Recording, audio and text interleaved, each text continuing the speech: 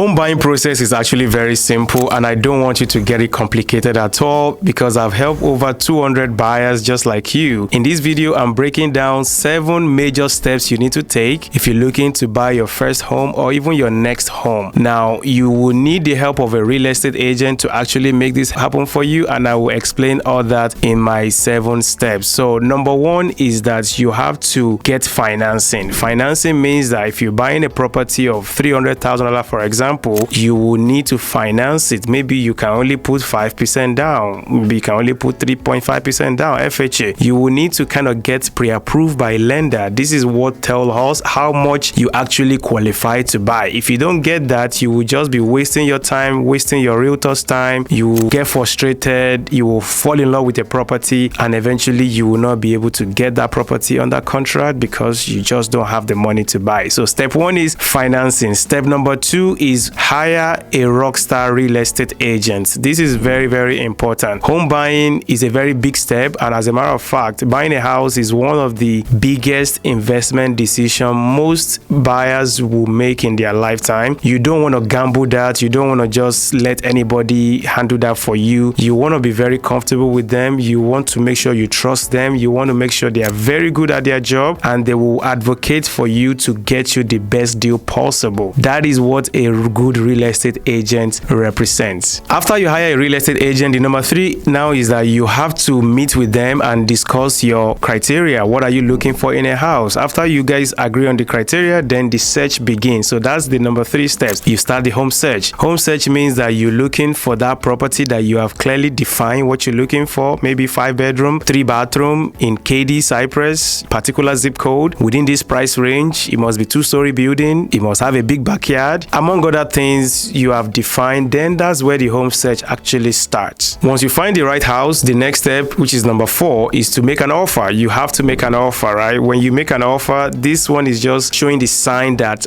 you have intention to buy this house. Now, this is where a lot of people always get it wrong. Making an offer does not mean you have to buy that house, does not mean you have to close on that house. It just simply means that I'm serious about this. If everything looks good, I have intention, being the keyword, to close on this property. It does not mean you have to close. You can do inspection, and there's a lot of issue uncover on that property, terminate it, move on to the next one. The number 5 on my list is now, if you make an offer, right, and your offer go accepted, congratulations, you are now under contract. In my opinion, this is when the true house buying process starts, because now you have something very serious. The seller has just signed the contract as well. That means they've accepted your offer. They are willing to work with you. They are willing to sell their house to you. That is when things get serious. If you're buying a new construction, it's still very similar process. There is nothing different. You still go through all these steps I've mentioned here for you. Number 6 on my list is inspection. Now, when you get under contract, you will get home inspection done. Inspector will go into the house and use their magnifying glass and all their skills to look for every possible problem they can find in that house. Their goal is to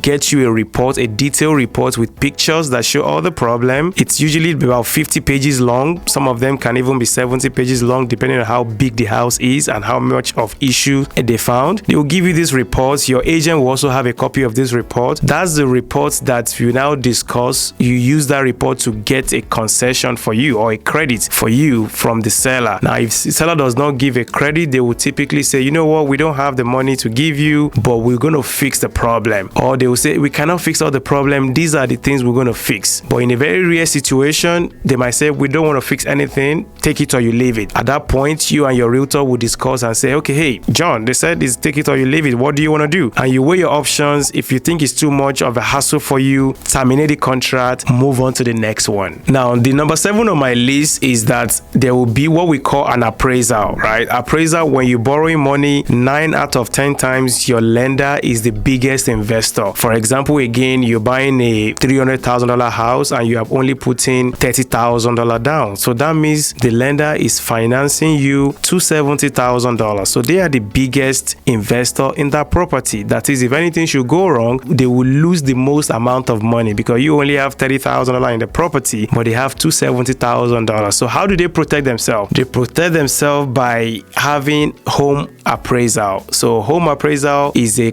report that a third-party appraiser will go to the house and take pictures, look at the condition of the house, then they go back to their office and look at the similar houses within 0.5, sometimes up to 1 mile radius of that property. Typically, they like to stay within the same subdivision, so they are not comparing a nicer subdivision to a not so good subdivision, and typically they like to stay within the same zip code. Now, if they could not find comparable within this parameter I've just explained, then they can extend up to 2 miles, just looking for houses that are very similar to the one you are trying to buy. And after that, they will come up with a report that tells you opinion of value of what they believe the house is worth, and that is what the lender will be lending you money based off. Lender will never borrow you more than whatever you appraised for. If you're buying the house for $300,000 but you only appraised for $295,000, guess what happened? The new price of the house is now $295,000. The lender will be borrowing you money based on $295,000, and now your agent has to go back to the seller and talk to them that, hey, Mr. Jonathan, we're buying your house for $300,000 but you only appraised for $295,000. What do you want to do? Most of the time, Mr. Jonathan, who is the seller, will have to reduce the price to $295,000, or say, hey, you know what, I don't want to reduce it. If you cannot pay the difference, I have to move on to another buyer. And at that point again, similar to the home inspection, you go back to the drawing table and say, hey, do I want to continue with this house with paying $5,000 more, or do I just terminate and move on to something else? That's a decision you will make, but your real estate agents, remember, they are your advocate, all right? They will try to fight as hard as possible to get that property price reduced for you, but in a very tough situation whereby they cannot get it for you, only you will have to make the decision if it's still a go for you or a no-go. And if it's a no-go, there's always going to be another property on the market that will be willing to work with you. So that is my step number 7. As a bonus tips, closing day, right? If everything looks good, you close on the house, everybody's happy, you go to the title company and you sign the closing document. And after you sign the closing document, the lender that is borrowing you the chunk of the money, they will wire the money to the title company, and you will also wire your own fund, your down payments and the closing costs to the title company as well. Or you can go to the bank and get a cashier's check and bring it with you to the closing table, and now you close. You sign the paperwork, they gave you the key. That's when you now celebrate that I am now a proud homeowner, and you can tell your friend, tell your family, let everybody celebrate with you, let everybody come and rejoice with you, and now you are a homeowner. The next thing for you to be doing is set up automatic payment, so that way every month your mortgage is coming out of your bank account and you don't have to forget any missed payment, because as much as you are now a homeowner, don't forget the bank is still has the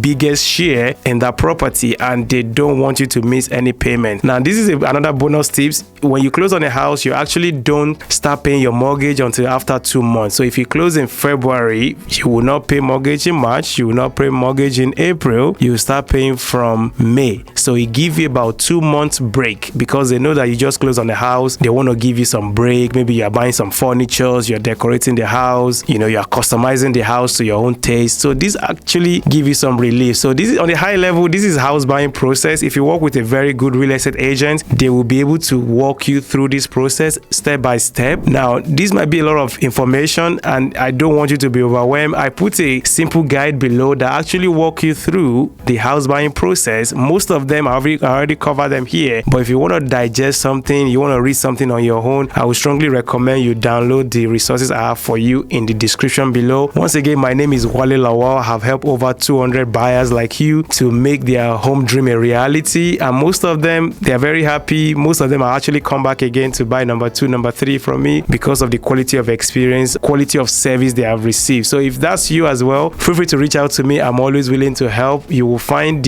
my contact information in the description below, and I will see you on the next one. Bye bye.